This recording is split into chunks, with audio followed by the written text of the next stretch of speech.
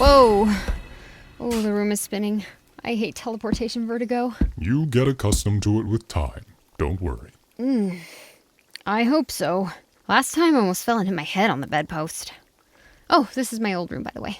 I moved most of my stuff to my dorm in the Athenaeum, so it's a little empty right now.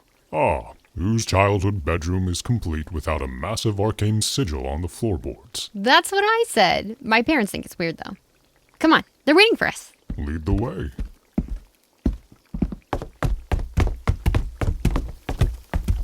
I'm home. Is that an Ari I hear? I thought I heard the magic circle. Ah, welcome home. Is this your friend? It's nice to meet you. I'm Theodus Hogwin, your daughter's mentor. I hope I'm not intruding. Oh, not at all. We never get any interesting visitors in a small town like this. Ari never mentioned you were a furbolg. It's a good thing I decided to make extra. We can't have you leaving with an empty stomach. There's really no need to go through all that trouble. Don't even start, Hogwin. Mom doesn't take no for an answer when it comes to food. It's true. I've got the gut to prove it. Well, in that case, thank you very much for your hospitality. You're very welcome. Now, Ari didn't mention if you had any food allergies, so I just went with a lamb stew, some spelt bread, and lemon lavender cookies for dessert. Oh, there's plenty of everything, so feel free to pick and choose as you like. It smells wonderful. Just wait until you taste it. The stuff at the Athenaeum's canteen doesn't hold a candle to Mom's stew. Oh, stop it. I'm sure you have all sorts of interesting foods at your fancy magic school. Actually, the on-campus dining is something I've been urging the school board to invest in improving. We bookish types tend to forget that food can be both fuel and be tasty. Plus, Bertha the lunch lady always gives me a middle piece even though she knows I like the edges. Bertha terrifies even me. So, you're a professor at the, what was it called? The Arcane Academy? The Arcane Athenaeum. I've told you guys that like 100 times. I am a professor there, yes. I've been teaching for over 30 years. How do you like your job? Does it pay well? It pays quite well considering the school's prestige. As for enjoyment, I get to conduct research and give guidance to the next generation of mages. There's nothing I would rather be doing. Now that sounds like a great career path for you, Ari. Have you considered going into education like Mr. Hogwin here? Mom. I imagine a school would be a nice, controlled, and safe environment for you to practice your magic in. You'd make good money, get to read your books, make friends. Can we not talk about this? I'm just saying it sounds like a good fallback plan. I didn't mean to push. How can I help you with dinner, Mrs. Leverett? I'm sure an extra set of hands couldn't go astray. Oh, well, if you're offering, I did forget to peel the vegetables over by the wash basin. Maybe you and Ari could help with those while I sear the lamb? I think we can manage that. Come on, Ari. The first to peel all their vegetables wins. Oh, you're on.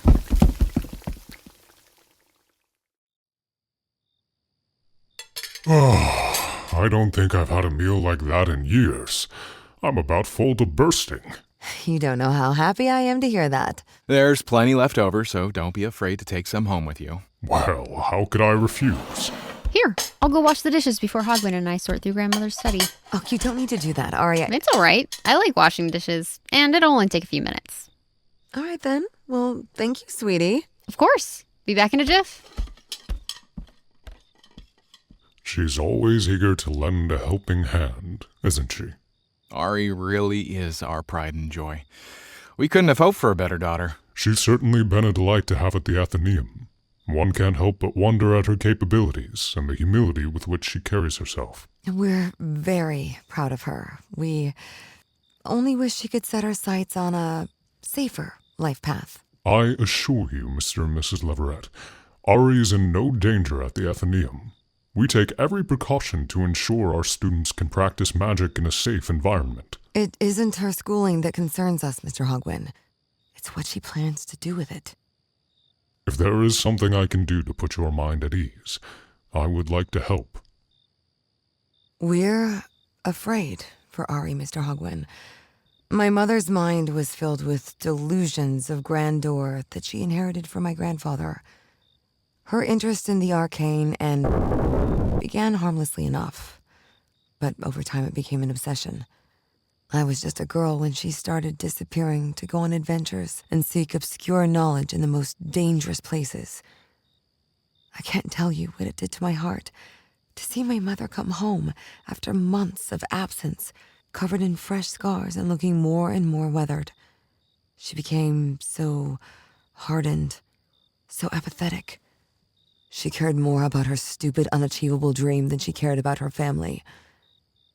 And then Ari came along, so gentle and caring since the day she was born. The kind of child that cried when she stepped on a bug by accident. I promised myself I wouldn't let her become like my mother. But Ari looked up to her and listened eagerly as her grandmother recounted deadly adventures. And then when she passed, she burdened Ari with inheriting her life's work. Of course, Ari said yes. She would do anything for someone she loves. Ever since, she's been obsessed with just like her, using scarier and scarier magic, talking about going out and finding answers no matter the cost. All we want is for her to stay here where it's safe, where she has family who cares about her and can protect her. I'm terrified of watching her lose her light just like my mother did. So, we have a favor to ask of you, Mr. Hogwin. Please, convince her to take a different path. She's so young and the world is so dangerous. And she needs someone who has seen it themselves to show her that it isn't worth the risk. With all due respect, Mrs. Leverett, I don't think you understand just how incredible your daughter is. She is perfectly capable of navigating the world herself and deciding her own fate. Iethus needs mages like Ari. She is strong, she is intelligent, and most of all, she is kind. If you do not want her to become callous and indifferent like your mother, then show her that you have faith in her. The path of a wizard is a dangerous one, yes, but it is only so dangerous when it is walked alone. I intend to be there when she needs guidance, but I will not extinguish her dreams, no matter how improbable they may be. Now more than ever, she needs your support, not your misgivings. Do you have children of your own, Mr. Hogwin? I do not. Then you don't understand the fear that a parent has for their child's safety. It's easy for you to say we should let her do as she pleases. But would you be able to say the same if you had raised her? I understand your concern for the safety of your daughter, and I do not take it lightly. So in lieu of promising to snuff out her ambition, allow me to make you this oath. No harm will come to Ari so long as she is under my tutelage. I will do everything I can to protect her, no matter the cost. That is the promise of an archmage. I think that is enough to ease our minds. Don't you, darling? So long as she's safe. Thank you, Mr. Hogwin. And I'm sorry for bringing you into our family squabbles. There is no need to apologize. I sympathize with your worry, and as someone who has witnessed the horrors of this world more intimately than most, I understand it completely. All done. You guys talking about me? Your mother was just giving me the recipe for those lemon lavender cookies. I forgot to save some to bring back to Professor Lethbridge. Oh, yeah. I forgot about that too. Whoops. Would it be okay if Hogwin and I spend some time in Grandmother's study now? Of course, sweetie. You can do whatever you want. We won't be long. I promise. Come on. It's down the basement. All right, I'm coming.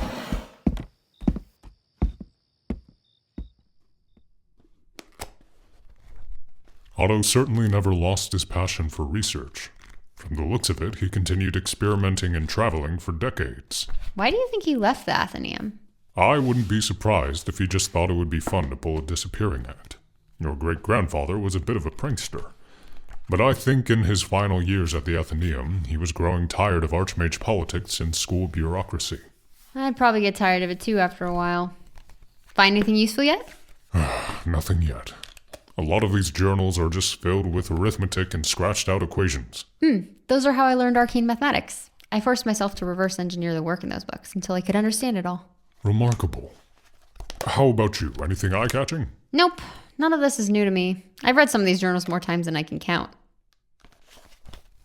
Oh, I remember this one. It's so weird. Weird?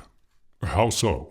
There are only a few pages and each one is covered in ink. Like, completely blacked out. There's no writing or anything. Aha! Bingo! Let me see that. What? I'm telling you, there's nothing in it. Otto was a very careful person. When he wanted to record information and keep it hidden from prying eyes, he needed a way to obscure it. Codes are too easy to crack, so in classic Otto fashion, he devised a spell to do the job instead.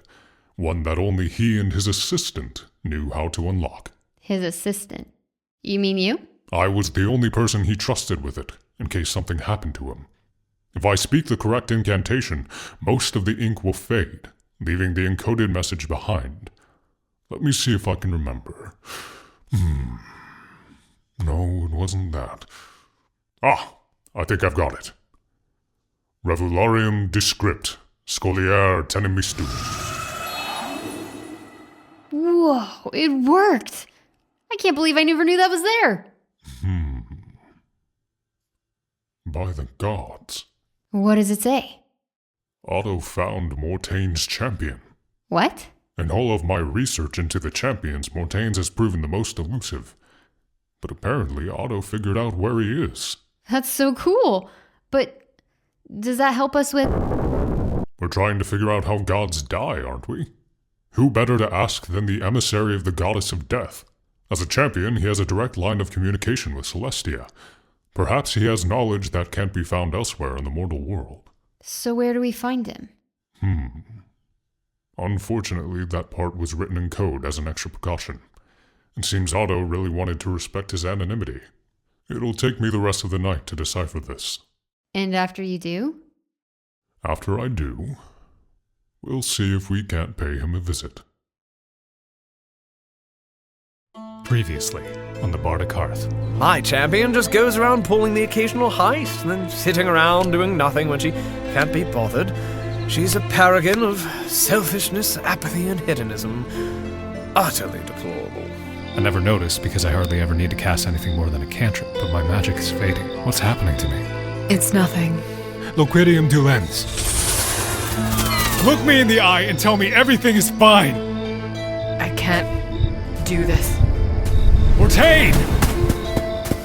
God damn it! I, Guile, god of trickery, hereby promise not to enter the Manglewood so as long as you keep Judge and Belagor's attention away from my dealings.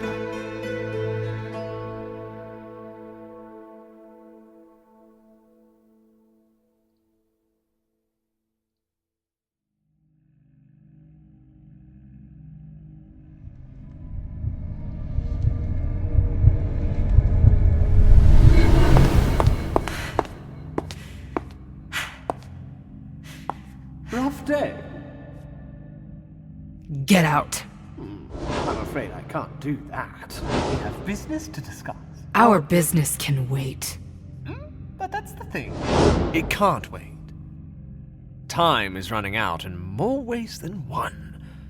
And you're beginning to falter on our bargain. Judge and Belagor are still distracted by Exel. Our deal stands. Belagor's little confrontation the other day suggests that won't last long. As obedient a pet as he is, old Belzy does what he deems right, no matter what Judge orders him to do. Our deal stands. Oh dear. You're finally cracking under the weight of it all, aren't you? Your little secret in the Manglewood has made you fragile. Funny. There's only one thing I know that can do that to you. You know nothing. I have suspicions. And my suspicions rarely prove untrue. Judge's divine code gives us 1 day in every 11 to spend on Arthas. The rest of us spend that allowance greedily in order to have what little fun we're permitted to in the mortal world. But you've hardly ever had reason to. You find no pleasure in debauchery, but recently you have been spending every moment you can get on Arthas.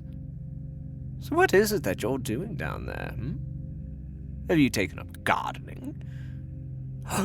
People watching? Or perhaps you've been indulging in some music? You think you have all the answers. That is precisely the problem with you and the others. The misguided belief that you have your finger on the pulse of the world. That your way is the best way. It's exactly why we keep running into crisis after crisis. If you care even a little for the fate of Iathis, keep out of business that isn't yours. But all business is my business. That's the whole point of me. There is no point to you but to make people suffer. You did it 100 years ago, and now you're doing it again with this god-killer stunt. You really believe I'm the thief? If you think I have the god-killer, then why do you seem so unbothered by it? I know you better than you think. You act as if nothing scares you, but as soon as you learned we could die, you tempered your chaos. Death terrifies you. If you were killed, there is no coming back. And you know exactly what would happen if you committed that kind of treason. You'll push things just far enough to get a slap on the wrist and keep your soul. So you think I stole the weapon to what? Stir up a little chaos? I know you did. It's fascinating, the hypocrisy of you.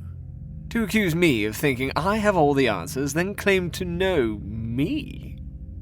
There is so much you do not know. Enlighten me. I don't think I will. Not yet, at least. You're wasting my time. Get out of my city. Fine. Necropolis is far too dreary for me anyway. I will consider our deal intact for now, but a fine line is being walked.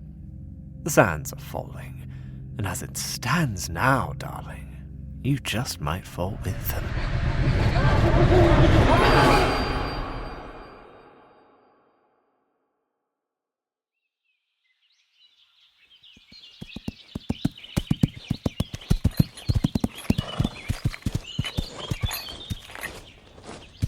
What is that? It looks like a tavern. Another trick of the Manglewood, maybe. Is that a man on the porch? It appears to be, Your Majesty. A man living in the Manglewood?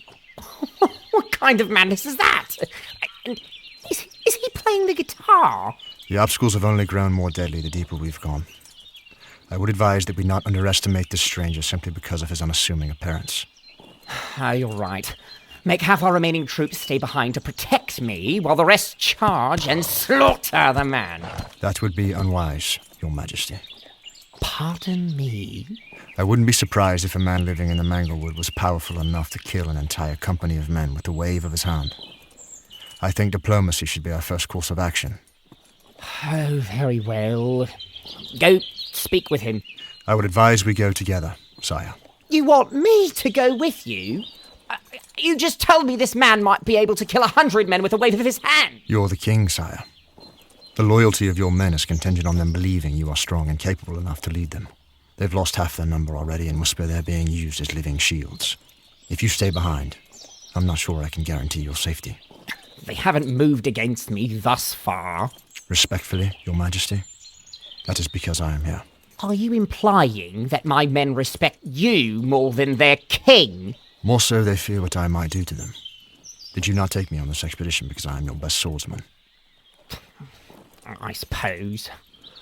But if we die, I intend to find you in the afterlife and torment you for the rest of eternity. As I would deserve, Your Majesty. Give the order. Hold position! The lieutenant is in charge until the king and I return.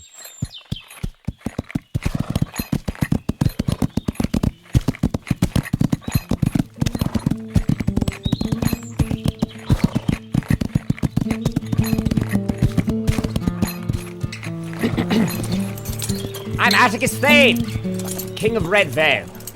Name yourself. We're closed. What is your purpose here, friend? Right now, it's to play my guitar in peace. I seek the wishing well. Tell me where it is. Don't feel like it. You don't... I am your king! Sent here by holy ordinance of the gods! I have no king. I have no god. Half of these woods fall within the borders of my lands. That makes you one of my subjects.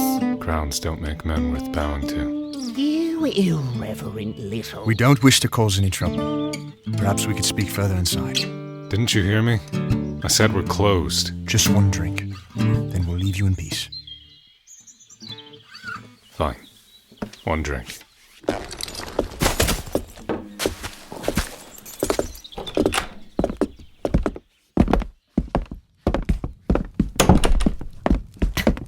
Is this really the type of establishment the lower classes frequent? This is actually nicer than most of the taverns I've been in, Your Majesty. Mead or whiskey? Your finest red? Please? Mead or whiskey? Are you saying meat? Mead, sire. It's a type of wine made from honey, and cheaper to make than grape wine. That explains why I've never had it. I'll have some mead, then. The same for me, please.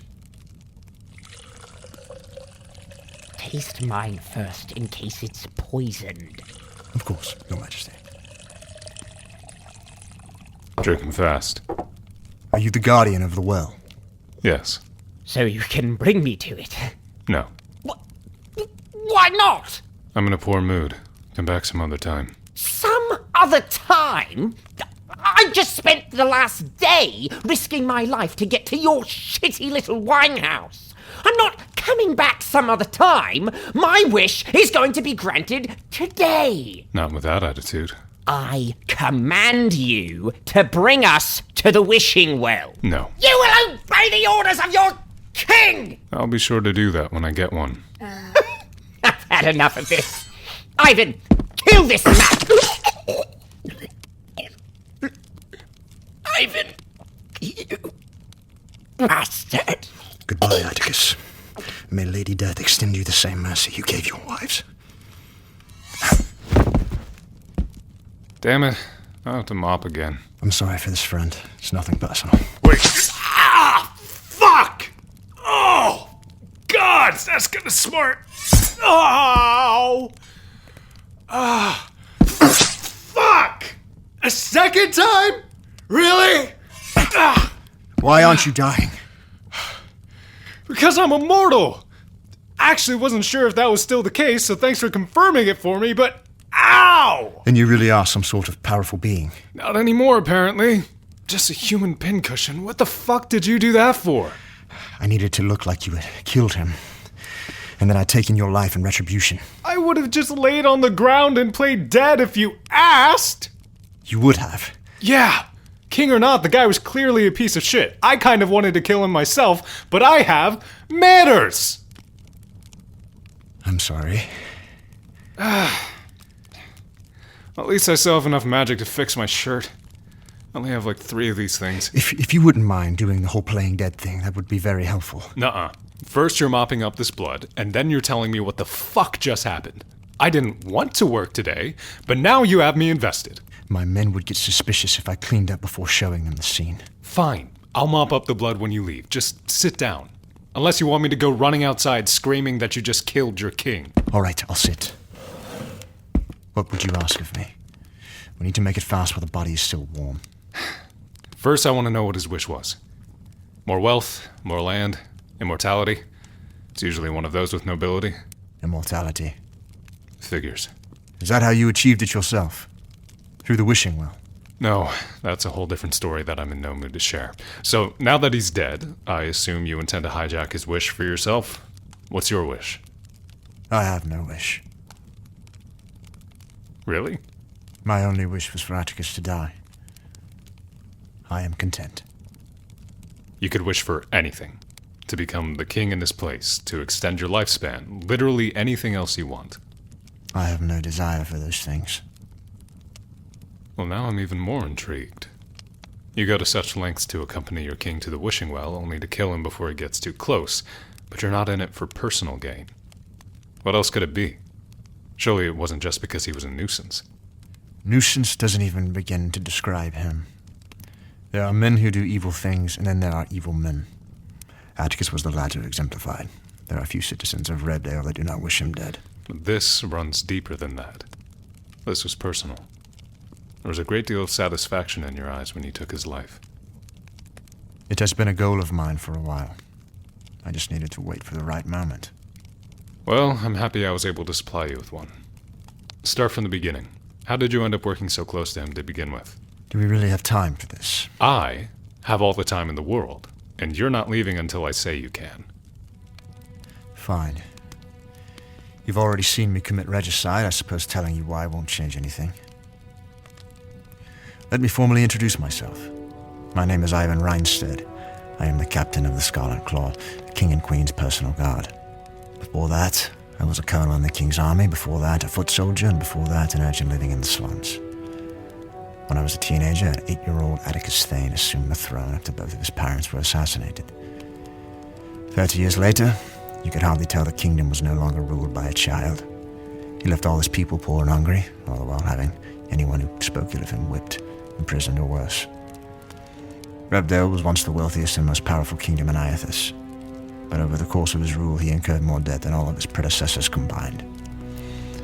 What's more, 3 of his 4 wives passed away under mysterious circumstances a few years after their marriage to him, bringing many to gossip and speculate. I was made captain of the Scarlet Claw 3 years ago because of my skill with the blade and my reputation amongst my peers. It was not my place to question the king, only to serve. But over time, I began to notice things I could not ignore. The current queen consort, Taleah. She hardly ever spoke. Even in public, the king treated her less like a wife and more like a dog that was his to command. For the longest time, I didn't know what to make of her. Her silent expression seemed both docile and defiant at the same time. She struck me as a muzzled lion at a carnival. The king was a boy prodding her with a stick through the bars of her cage.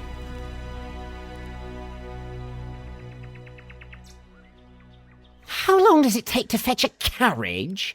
My feet are beginning to hurt from standing. We need 10 carriages to accommodate my men, Your Majesty, along with 16 on horseback. These things do take time to prepare. Still don't know why I had to postpone my fox hunt for this. My poor hounds will have nothing to do while I'm gone. The laws established by your ancestors dictate that you must personally survey your lands once a year. You already neglected their duty last year, and your advisors are adamant that you do not do so again. Why should I care what the dead say I should do? My ancestors are not the king anymore. I am! I shouldn't be required to do anything that I do not wish to. And why does she need to come along? Queen consorts are also required to be present for the survey, sire. Is it not enough that I have to put up with her at supper? Now I must endure her presence for an entire day. I suppose I could bear it, so long as she's put in another carriage. Preferably the furthest one from mine. Yes, Your Majesty. Finally! I do hope you remembered to pack my confections. King's business is hungry work. Allow me to accompany you to your carriage, Queen Taleah. Very well.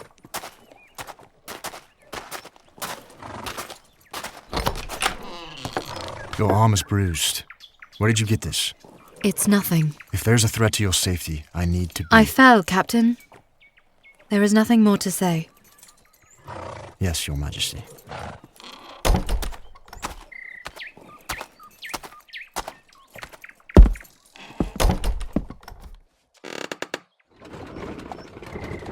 This is rather philanthropic of me, isn't it?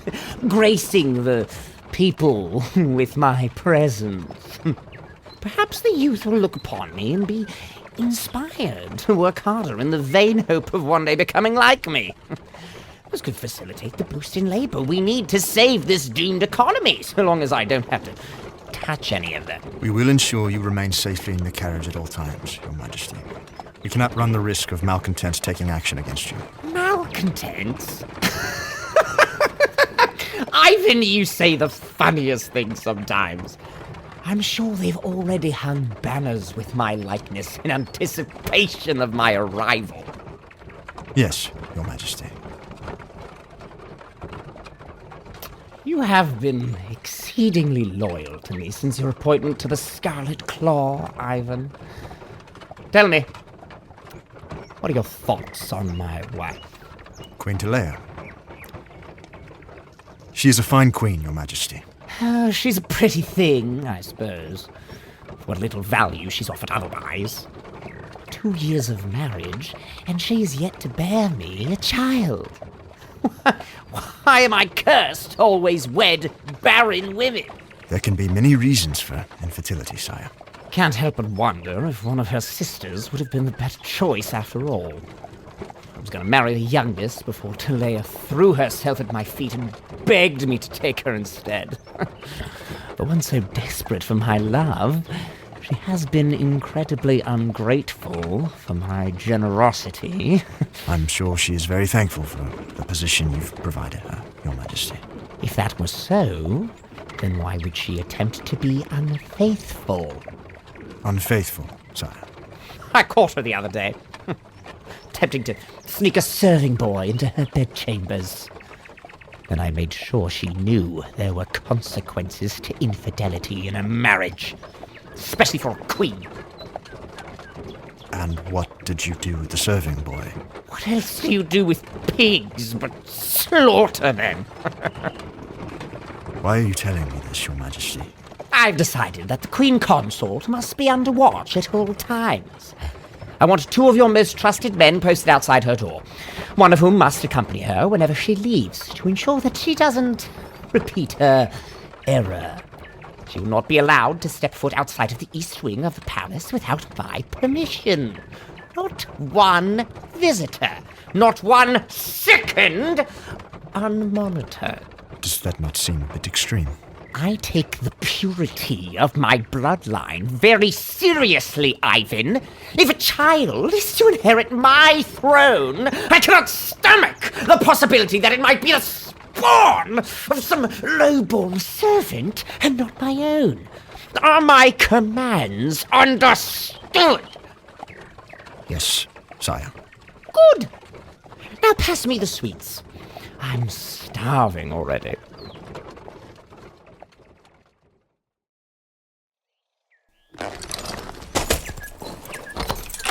Why have we stopped? We're taking a break for lunch, sire. But I already ate in the carriage. The horses need to eat as well, Your Majesty, as do the men. Fine, but make it quick. Want to be back in the palace as soon as possible. Yes, sire.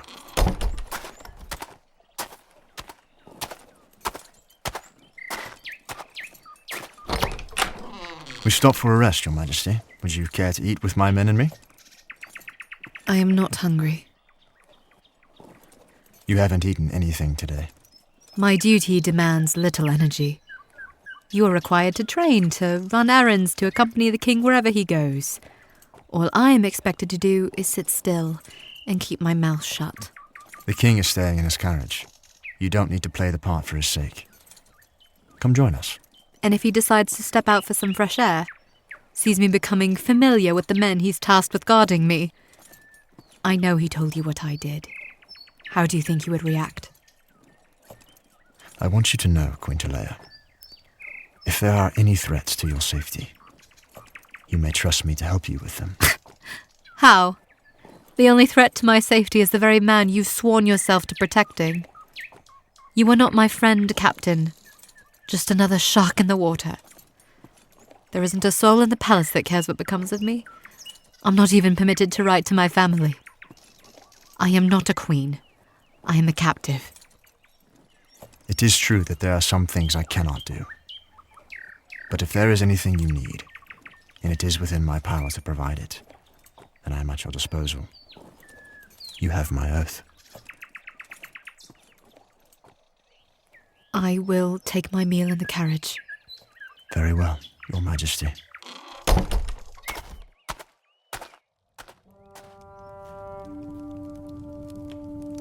That was the most I'd ever spoken to the Queen in private.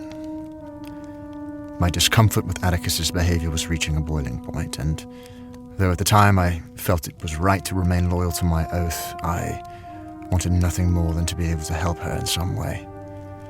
Admittedly, there wasn't much I could do without committing treason, but she had no one, and with the mystery deaths of the previous Queen Consorts, I was afraid there might be a guillotine hanging above her neck.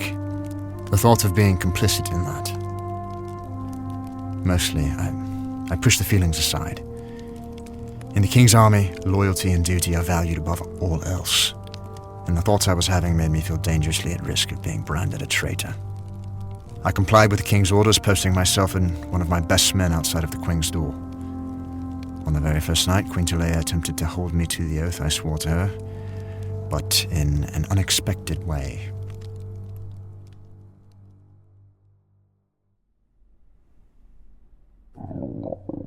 Hungry, are you?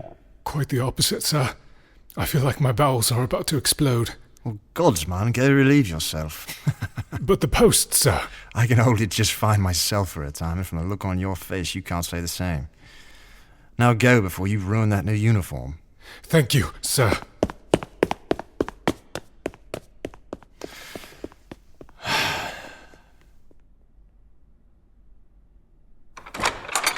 Queen Taleah, is something the matter? I need your help, Captain.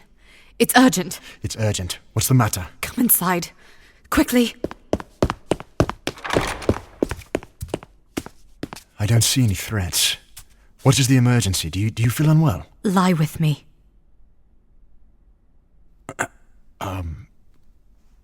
What? I need you to give me a child.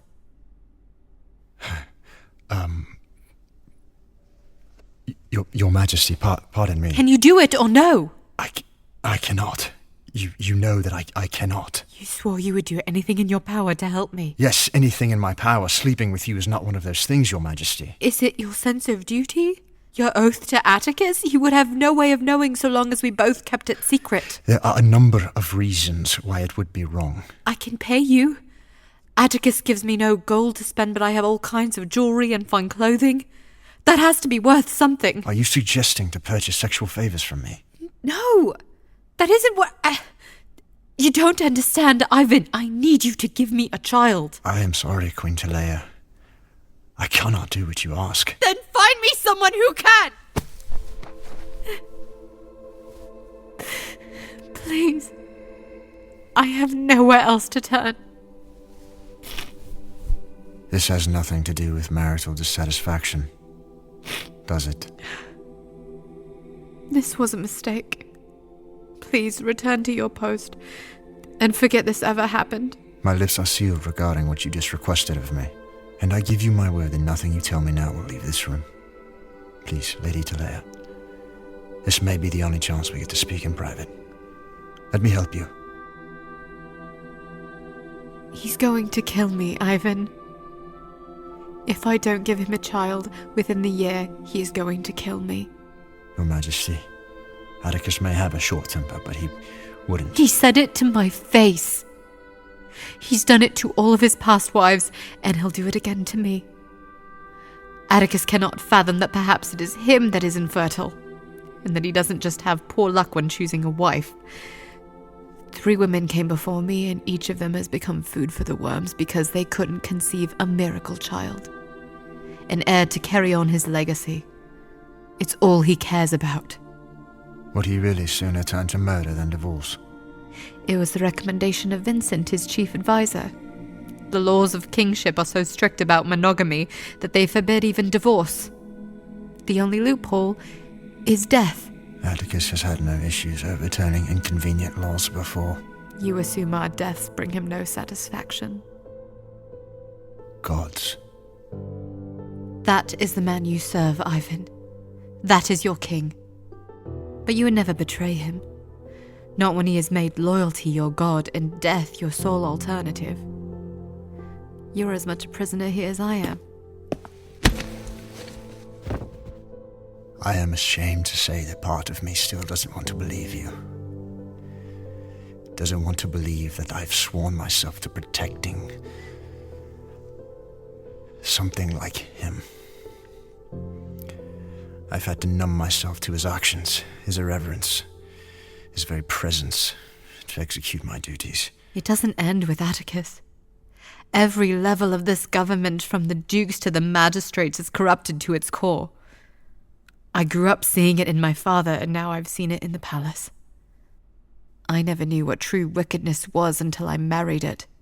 I could help you escape. There are ways to disguise you, and secret passages are known only to me and my men. We can deliver you far away from here, far from the ire of Atticus. Your men?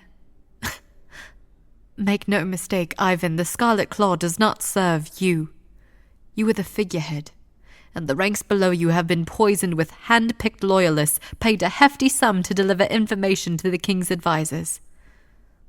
Regardless, I wouldn't leave even if I could. Why not? Why stay here and risk your death? Because if I go, Miriam is next, and then Lizzie. I am here because if I wasn't, my sisters would be. And escaping alone is the same as dooming them to my fate. I do not fear the abuse of Atticus. He hits like a child anyway. I don't even really fear death.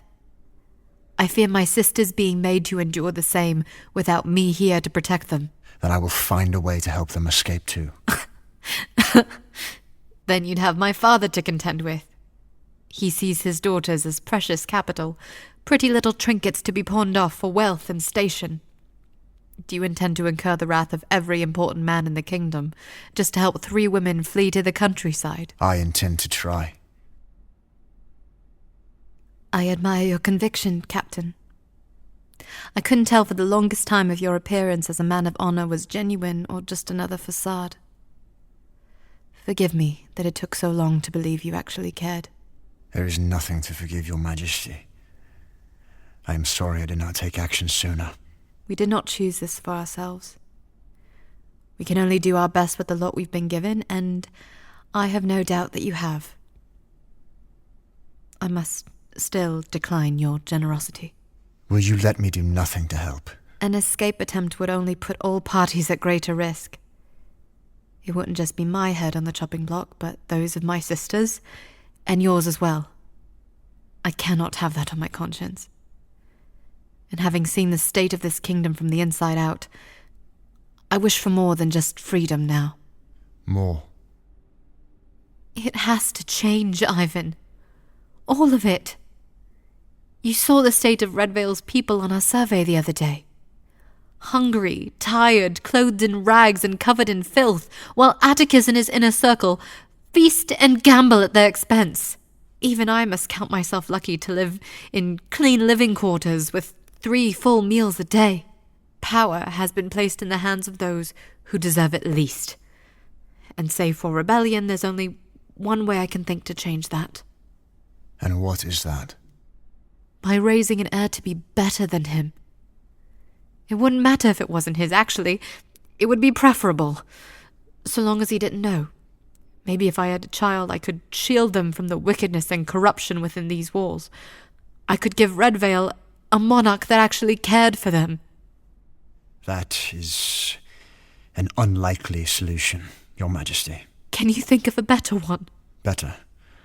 I'm uncertain yet if it would be better, but it would be effective and more immediate. Are you implying that we should... Let us not say the words plainly. Just in case. You know these walls better than anyone. Is there a chance someone could be listening in? Probably not. But out of an excess of precaution, let's move to the corner and speak quietly.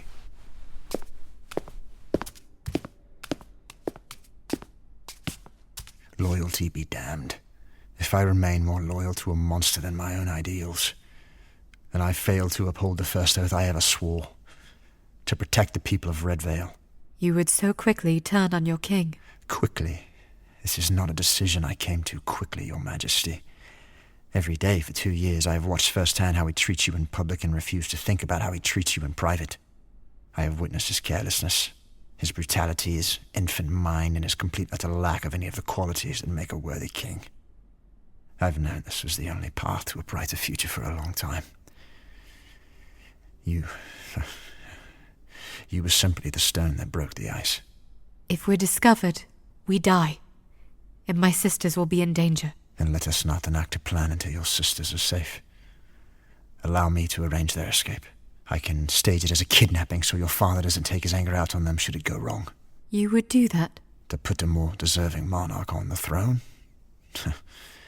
Yes. You mean me? You're the next in line should Atticus die. His advisors and dukes would surely scheme to take the throne from you, But with preparation and luck, we can defend against them.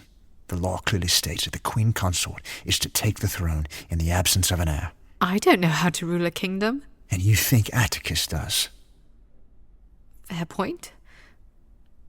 So what's the plan? Poison? Impossible. Everything that passes the king's lips is tasted 3 times. With my proximity to him, I might be able to slip some poison into his food. But all eyes would be on me when he dropped dead. I would like to still be around to protect you when you take the throne. Assassination, then? Same issue. The Scarlet Claw has a reputation for being the greatest security force on the planet. Should he be assassinated, all eyes would fall again on me. Then what else is there to do? I have an idea, but it needs time to develop. First, I will come up with a plan to protect your sisters, and then we can cross that bridge when we get to it. For now, I should return to my post. The other guard will be back soon. Yes, I suppose you should. Ivan. Thank you. I am in your debt. I am your humble servant, Your Majesty.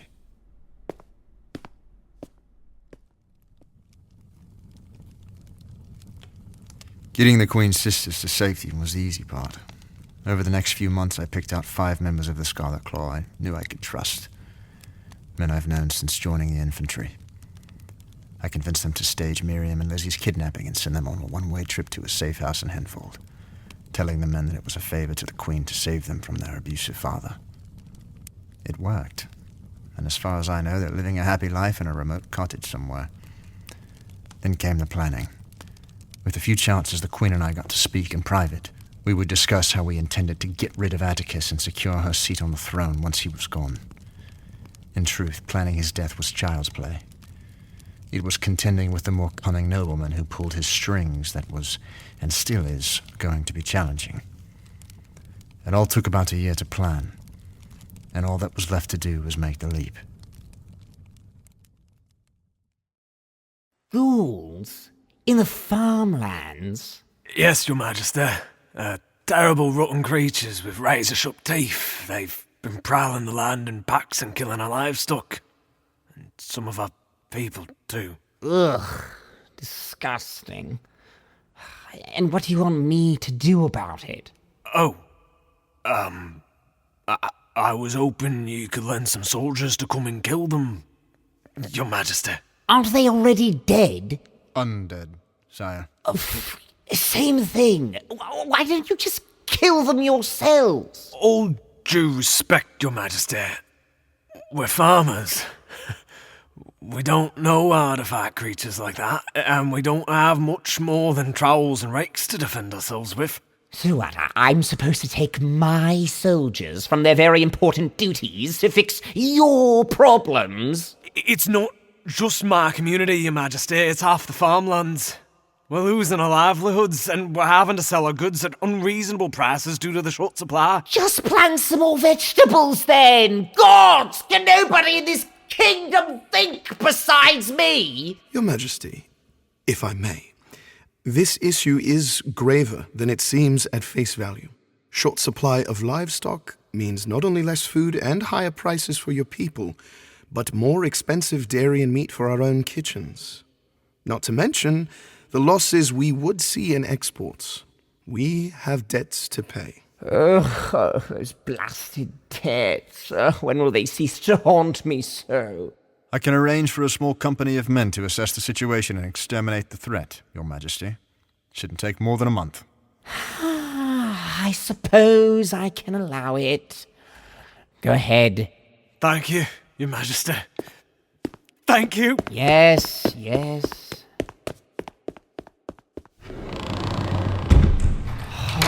Oh, these audiences are becoming incredibly boring, Vincent. How many more? The farmer was your last one of the day, Your Majesty. Was it? That isn't what it says on the register. What? There's one more on the list. A man just called the Seer. Well, it is my duty as Chief Advisor to approve all requests for an audience. I don't remember approving any such man. He must have been added last minute. I will need to have a talk with my scribes about this. Tell him to wait for next month. I'm tired and I want a nap. Of course, sire. He should never have been on the list to begin with. What does it say his inquiry was about, anyway? It says, regarding the king's heir and divine ordainment. What? What? It seems to be someone claiming to bring you a message from the gods. A priest of Mortaine who can divine fate. What a load of nonsense. Send him away immediately. No, let him in. Your Majesty, you don't actually believe that... The poor man came all this way to see me. It would be cruel to turn him away now. Very well. Let's just get it over with then. Send him in.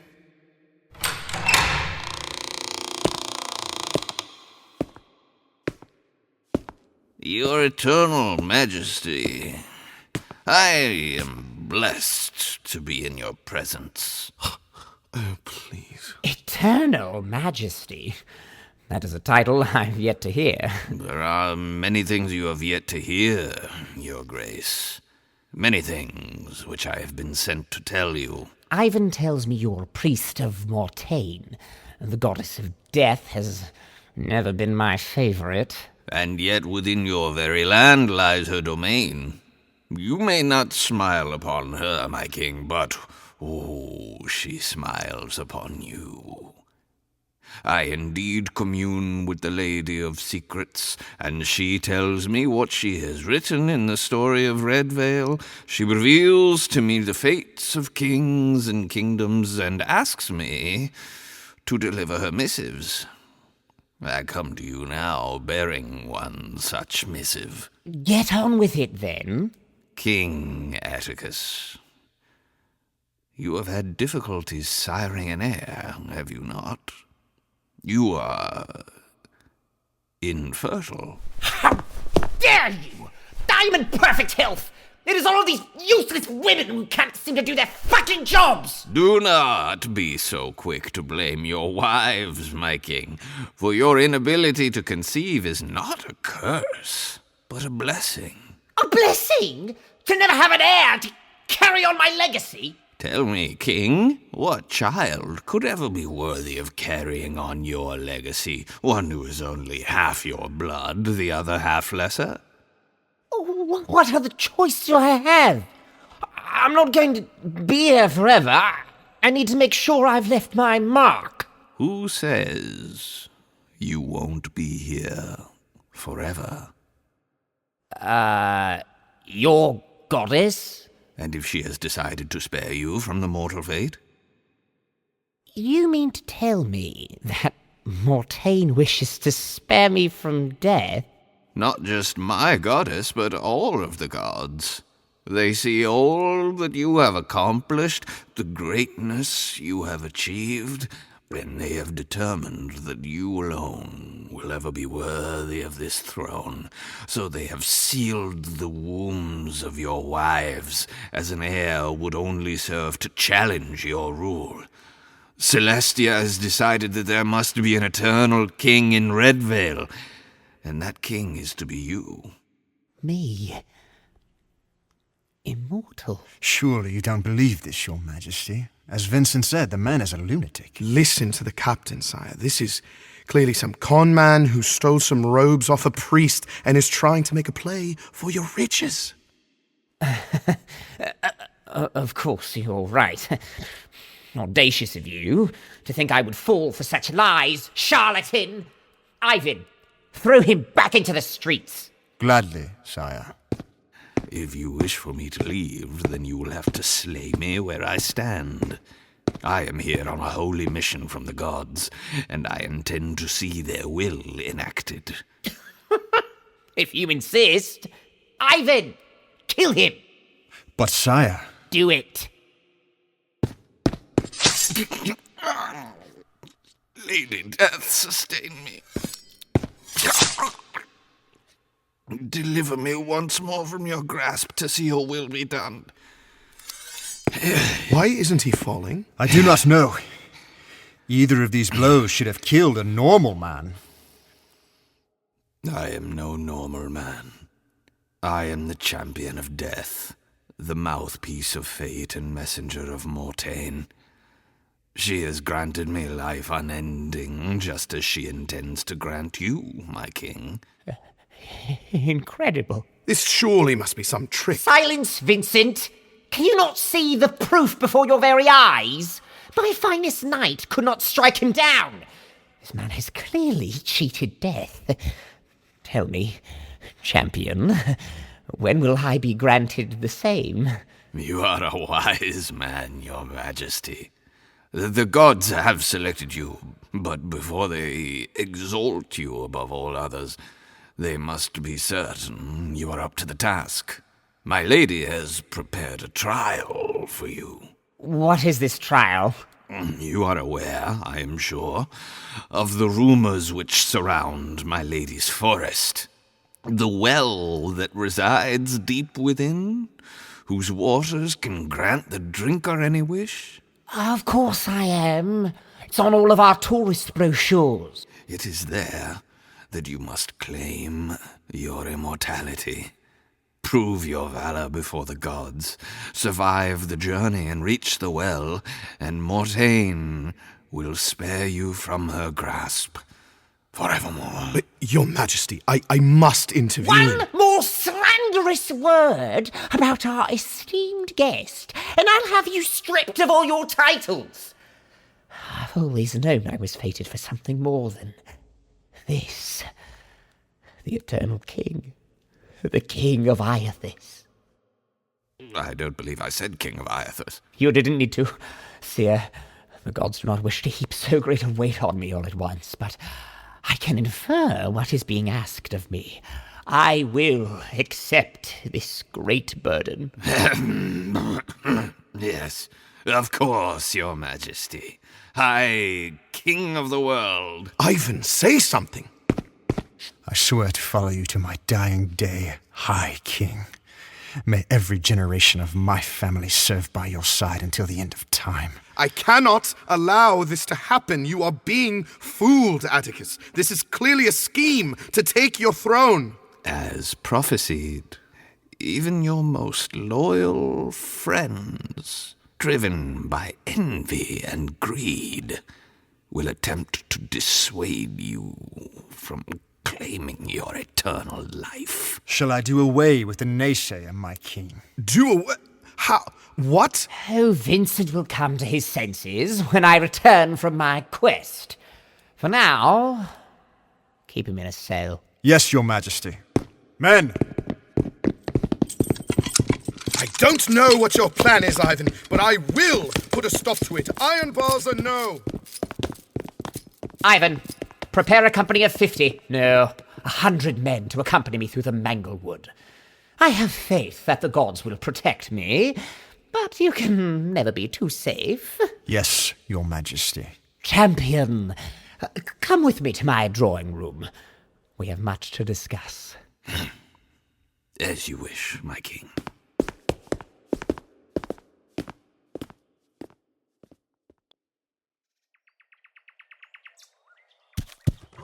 Ooh, easy boy.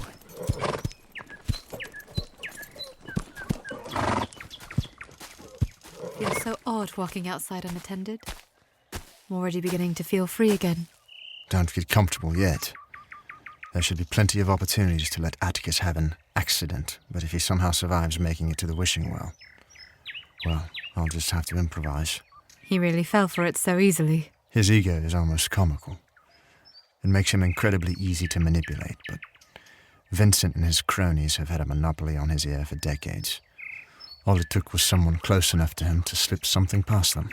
And the illusionist? Disappeared, along with most of the contents of Atticus's personal vault. Along with what? We'll need those funds when you return, Ivan. That was the payment she agreed to. I told her I didn't know how to acquire it for her, and she just told me to get her inside the palace and she'd handle the rest. I didn't even know if she'd succeeded until I walked in myself and discovered the illusion she'd placed to cover her tracks. Don't worry, Atticus hasn't noticed. I suppose hiring someone to lie so boldly to the king wasn't going to be cheap. And what about you? Will you be safe in the Manglewood? Nobody is safe in the Manglewood. That does nothing to ease my mind. I will do everything in my power to make it back to you, Queen Taleah. You are the start of a revolution, and I intend to see that you can finish it. I will rebuild the Scarlet Claw. I will serve and guard you until my final breath. I still don't think I'm as deserving of this throne as you believe. And that is exactly what makes you deserving.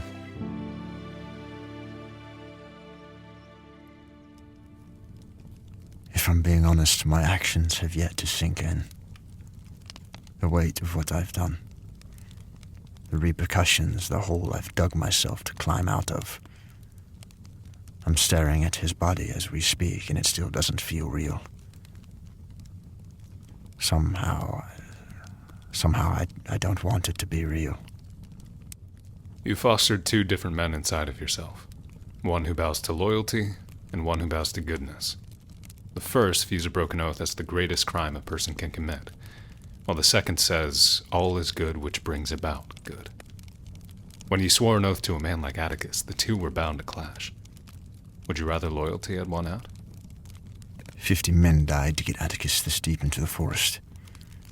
More may die on the journey out. Their deaths are in my hands, and I've yet to prove that the outcome was worth the cost. Time will tell if I've saved the Queen or doomed her, and let a more cunning tyrant take her throne. You're a capable man, Ivan, and at heart a good one. Whether the sacrifices you made along the way were justified is not my place to say, but I know that your efforts will not have been in vain. I have faith that you and the Queen will succeed in making a better Red Veil. How can you be so certain? I'm not. Certainty is a myth. There is only hope in the absence of it, and it costs you nothing to choose the former. So what now? Now you're going to stab me again, shove me out the door, and watch me put on a hell of a show. Then you'll lead the remainder of your company through the passage behind my tavern. It's safe. You'll let me stab you again? Try not to enjoy it too much. Is there anything I can do for you once the dust settles in Red Veil? I am in your debt. There is one thing you can do for me. Name it. Tell Taleah how you feel. I'm sorry. I'm not a fool, Ivan. And neither is she. Nothing will become of it. I am content to serve at her side for the rest of my days as a trusted friend. Do you think she'll be content with that? I come from too low a station. The law forbids it. It's a good thing there's a whole lot of change coming to Red Veil, then. You don't have to make up your mind now. Just think on it. All right, I'm ready. My body's getting cold. Are you sure? Just don't aim for a lung, please.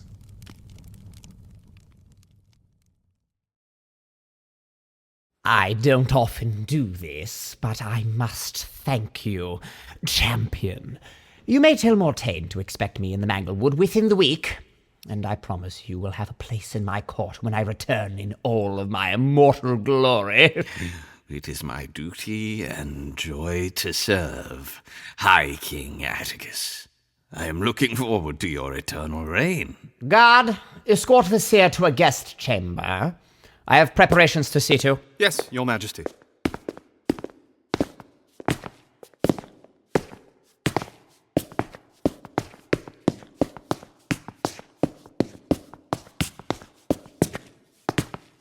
I'm sorry, sir, you're not allowed down that Yes, hallway. I am. Of course. My apologies. Continue on your way.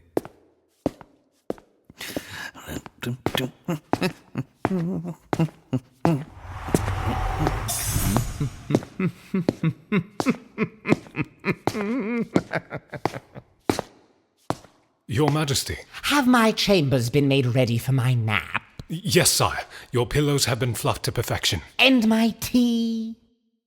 Your tea, sire? Have you forgotten to bring me my sleepy time tea?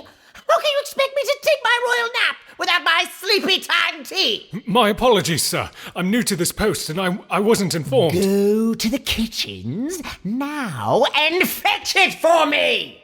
But that would leave you unguarded, sire. Do you think I cannot survive on my own for 5 minutes? No, Your Majesty, Go! Go! Before I have you flogged for disobedience! Yes, sire!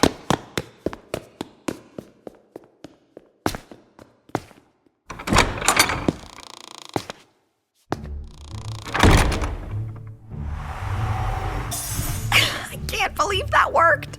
Me neither. Could you at least pretend that I frightened you? You're hurting my ego. Fuck off! I'm in the middle of something. Now, Hazel, is that any way to speak to your god? Yeah, and what are you gonna do? Fire me? No, degradation is my kink. Ugh. This guy sure likes his money to keep a vault this big in his bedroom. Okay, let's see. Warlocks. Dwarven make. Each with a different mechanism. Doesn't get much more secure than that. What do you wager? I say like 2 minutes. Tops. You know you could just use the magic I gift you to pop it open. Okay, I worked hard for these skills before you came along. Not about to let myself get rusty just because I'm your champion. Fine. I say 3 minutes. Minimum. Insulting? Okay, what are you doing here anyway? I have a task for you. Yeah, no thanks. I think I deserve a break after that mess you threw me in with the UNT. Oh, come now. It wasn't that bad. Besides, it was for a charitable cause. Initiating a pirate war? Helping a thief in need. That's what pirates are, you know. There's just a lot more water involved. They're a bunch of wet bandits. And I've never really been the, honor among thieves type. I know. You're selfish and greedy and callous, which is what I love most about you, but I am afraid I can't let you back out of this job. It's important. Okay, well, tell me what it is, and I'll consider it. I need you to scope out the Manglewood for me. The Manglewood? Are you telling a joke right now because of the con that I just pulled? I wasn't really paying attention, actually. What was this con? Okay, never mind. What is there to steal in the Manglewood? The most valuable treasure of all. A secret. Uh-huh. Not just any secret. A secret of Mortaine. Oh, your god crush. What? Guile, buddy. You talk about her all the time. You're practically obsessed. No. No. Let's just get this straight. I am fascinated by her. I don't have crushes or feelings or any of the other useless baggage you mortals come stock with. Fucking gross. Right. I hate it when you do that. When I do what? Pretend you've won an argument by just saying right and refusing to engage with it. Right. Fuck you. I believe that was less than 2 minutes. It's because I'm here. I'm good luck. Mm-hmm. You were saying about the Manglewood? I need you to make the journey to the Wishing Well and tell me everything you see. Mortaine is hiding something, or someone, in there. Why don't you just go yourself? Because I made a very carefully worded promise to Mortaine not to, and I want my suspicions confirmed before I wriggle free of it. They haven't learned by now to never trust your promises? I've never broken one. Yet you've never made one that didn't serve you. True. But I like letting them think they can manipulate me by taking advantage of my limitation. Otherwise, they would refuse to engage with me at all. I'm hardly allowed to fuck with mortals anymore under the Divine Code, so they're all I've got. Well, at least you get to watch me fuck with mortals on your behalf. Oh, I do like to watch. Anywho, the Manglewood. Okay, give me a couple weeks to blow all this cash, and then I'll get on it. That's why you're my favorite. See you later, darling.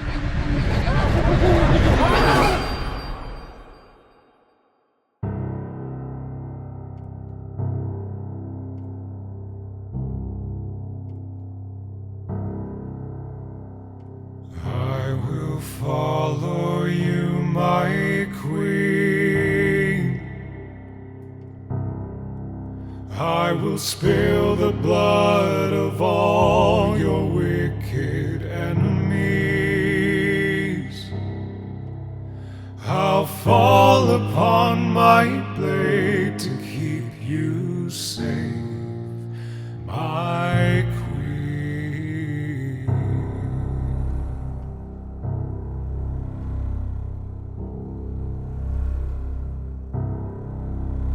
I'll kneel and kiss your garnet ring. I I will break my solemn vow to serve your evil king. My body is your shield, forever yours, my queen. If you'd like to listen to the full song inspired by this episode, you can find it by searching My Queen by Chase Noseworthy wherever you get your music. If you'd like to help support the show, as well as get episodes early as soon as they're finished, you can support us at patreon.com/thebardic Hearth. Anything you can give means the world. Ivan was played by Matthew Blade. Atticus was played by Gregory Gwyn. Wren and Guard 1 were played by Chase Noseworthy. Mortaine and Queen Taleah were played by Rochelle Ibarra. Guile and the Farmer were played by Troy Allan. The Seer and Guard 2 were played by Ryan Brophy. Vincent was played by Cole Taylor Finney. Hazel was played by Momo O'Brien. The Bardic Hearth is written and produced by Chase Noseworthy, and co-produced by Rochelle Ibarra and Troy Allan.